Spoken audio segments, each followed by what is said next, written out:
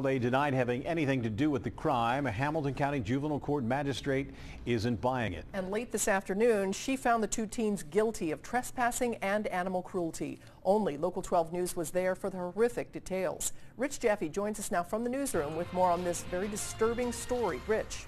Cammie, anyone who knows dogs will tell you that Pyrenees or Great Pyrenees are like big, fluffy, sweet, stuffed animals. They are well known for their gentle dispositions. Last November, Nani was in a secured, fenced backyard when some absolutely vicious teenagers came over that fence and proceeded to slash and beat the dog to a pulp. The owner of the dog, Sherry Mills, says she has been threatened and terrorized ever since her Great Pyrenees was killed in the backyard of her Price Hill home on Beach Avenue. She was at work November 1st when the dog was attacked. I'm calling her name, Nani, and then I see her just blood everywhere out of her head, laying on the ground in the backyard. The two boys, who were both 14 at the time, hoisted a much smaller 9-year-old over the fence. Then they came over and the attack began. The veterinarian who examined the dead dog says he'd been slashed and beaten.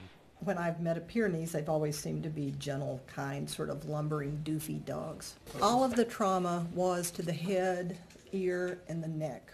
The case came to light when the 9-year-old's mother became concerned about his violent nightmares.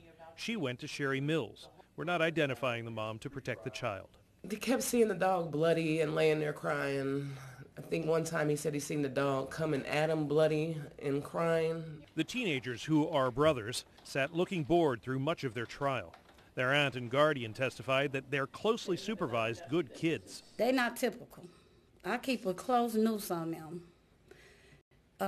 They moves are guided by me.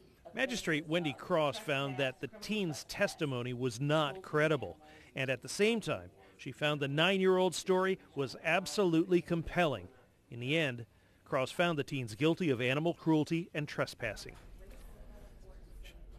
Sherry Mills tells me that when she bought her home a couple of years ago, she had no idea her neighborhood was so vicious and violent. She says she's had 2 death threats since the trial began because she called the police. In a few weeks, she plans to sell her home, take her kids, and leave the state. But that will be after the teens get sentenced on October 27th. In the newsroom, Rich Jaffe, Local 12 News. Cammie? It's just such a sad story, Rich, and it's just hard to even imagine. But you say it was this 9-year-old was having some nightmares and stuff and talked to mom, and that's how eventually these guys were found and identified?